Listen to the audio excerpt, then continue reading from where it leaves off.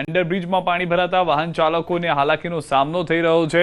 દ્રશ્યો આપ જોઈ રહ્યા છો, જે સામાન્ય રીતે ચોમાસામાં વરસાદ થતો હોય છે તેટલો વરસાદ કચ્છમાં અત્યારના જોવા મળી રહ્યો છે। મોટાભાગના વિસ્તારો એવા છે કચ્છના કે અંજારમાં આવેલા રેલવે બ્રિજ જે છે તે પાણી થઈ ગયો છે। વાહન ચાલકો ત્યાંથી પસાર નથી થઈ શકતા। થોડા જ વરસાદમાં અંડરબ્રિજ પાણીમાં ગરકાવ થયો હોવાનો સ્થાનિકોનો દાવો છે। બીજી તરફ તંત્રનું કહેવું છે કે વરસાદ થોડા સમયની અંદર ભારે થઈ ગયો હતો, જેના કારણે પાણીનો નિકાલ નથી થઈ રહ્યો। હાલમાં જે કમોસમી વરસાદ, કમોસમી માવઠું જે છે તે અનેક શહેરોને, અનેક વિસ્તારને પાણી કરી રહ્યું છે। ત્યારે વધુ એક વિસ્તારના દ્રશ્યો અમે આપને બતાવી રહ્યા છે કચ્છથી, કે જ્યાં પણ કમોસમી વરસાદને કારણે અંડરબ્રિજ જે છે તે પાણી જોવા મળી રહ્યો છે। વધુ માહિતી ન્યૂઝ 18 સંવાદદાતા મેહુલ પાસેથી મેળવીશું। મેહુલ, કેટલો મહત્વનો માનવામાં આવે છે આ અંડરબ્રિજ જે અત્યારના પાણીના ગરકાવ છે, શું પરિસ્થિતિ સમગ્ર પંથકની? કચ્છની વાત કરવામાં આવે તો બપોરના સમયે આ અંજાર વિસ્તારમાં છે તે કમોસમી વરસાદ છે તે વરસ્યો હતો, જેના કારણે અંજારમાં અંડરબ્રિજ આવેલું છે ત્યાં પાસે પાણી ભરાયું હતું। થોડાક જ વરસાદમાં આ પાણી ભરાવાની પરિસ્થિતિ છે તે સર્જાઈ હતી। હાલમાં જ આ અંડરબ્રિજ છે તે નવો બન્યો છે અને અંડરબ્રિજમાં પાણી ભરાતા જે આસપાસના સ્થાનિકો છે ત્યાંથી પસાર થતા હોય છે તેને હાલ ભારે હાલાકીનો સામનો કરવાનો વારો આવ્યો છે। જી આભાર સમગ્ર માહિતી બદલ। તો હાલમાં જે ઝાપટું આવ્યું હતું તેના કારણે આ પરિસ્થિતિનું નિર્માણ થયું છે। સાંજ બાદ વરસાદ નથી જોવા મળી રહ્યો। મુખ્યમંત્રી ભૂપેન્દ્ર પટેલ માવઠાગ્રસ્ત વિસ્તારની મુલાકાત લેશે। અસરગ્રસ્ત વિસ્તારોની મુલાકાતે જશે। વિસ્તારની મુલાકાતે મુખ્યમંત્રી પહોંચશે।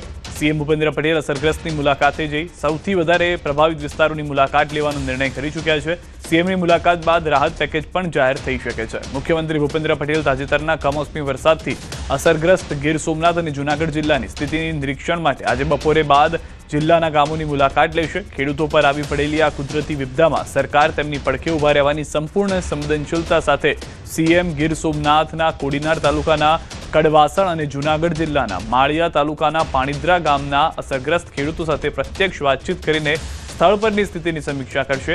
સીએમ સાથે મંત્રી અર્જુનભાઈ મોઢવાડિયા અને ડોક્ટર પ્રદ્યુમનભાઈ વાજા તથા જૂનાગઢના પાણીદ્રા ગામની મુલાકાતમાં રાજ્યમંત્રી કૌશિક વેકરિયા પણ જોડાશે।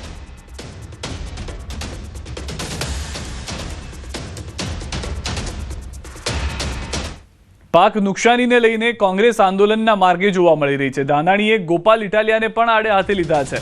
ખેડૂતોના પાક નુકસાનને લઈને કોંગ્રેસ પક્ષ રસ્તા પર આવ્યો છે। કોંગ્રેસે સરકાર પાસે પાક ધિરાણની માફી અને યોગ્ય વળતરની માંગ સાથે વિરોધ નોંધાવ્યો। તો અમરેલીમાં કોંગ્રેસના નેતા પરેશ ધાનાણીએ ખેડૂતોના નિષ્ફળ ગયેલા પાકને લઈ મામલતદાર કચેરીએ પહોંચ્યા હતા। મોટી સંખ્યામાં ખેડૂતોને સાથે રાખીને આવેદનપત્ર આપ્યું છે, સાથે પ્રતિક ધરણા પર બેઠા। આંદોલનના પ્રથમ દિવસે પરેશ ધાનાણી અને પ્રતાપ દુધાતે ભાજપ અને આમ આદમી પાર્ટી પર આક્ષેપ કર્યા।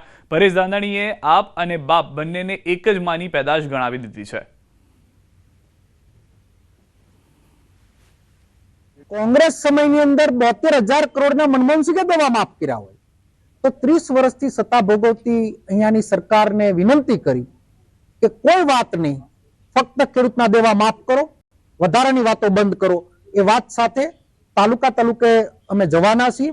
ખેડૂતોની વ્યથાને સમજી અને સરકારને ઢંઢોળવાનો જગાડવાનો પ્રયત્ન।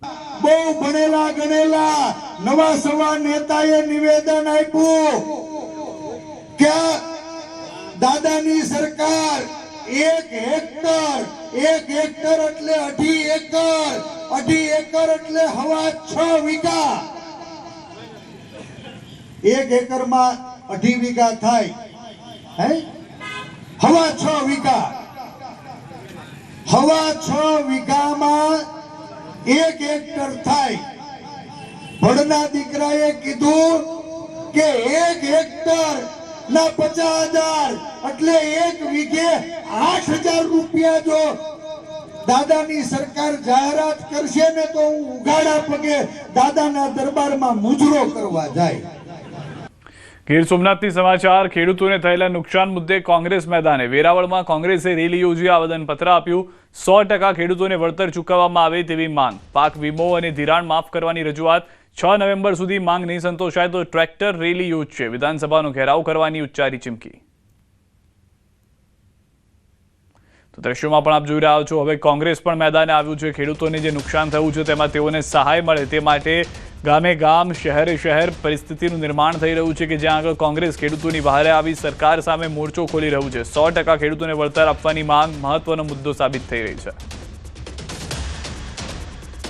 નાયબ કલેક્ટરના માધ્યમથી પ્રાંતના માધ્યમથી અમે આવેદનપત્ર પણ આપેલું છે કે અમારી વાત મુખ્યમંત્રી સુધી પહોંચાડો. જે ખેડૂતોને નુકસાન થયું છે એ અત્યારે બધા સર્વે કરવા માટે આવે. જાણે કે વેરાવળ તાલુકામાં 6 ઇંચ વરસાદ પડ્યો છે તો સમગ્ર તાલુકામાં પડ્યો હોય એટલે સર્વે કરવાની જરૂર ન હોય અને ખેડૂતોને સંપૂર્ણ જે નુકસાન થયું સંપૂર્ણ જે નુકસાન થયું છે એનું પૂરું વળતર દેવામાં આવે. એમનો પાક વીમો જે બંધ છે વર્ષોથી એ ચાલુ કરવામાં આવે અને જે પાક ધિરાણ આ વર્ષે લીધું છે એ સંપૂર્ણ માફ કરવામાં આવે.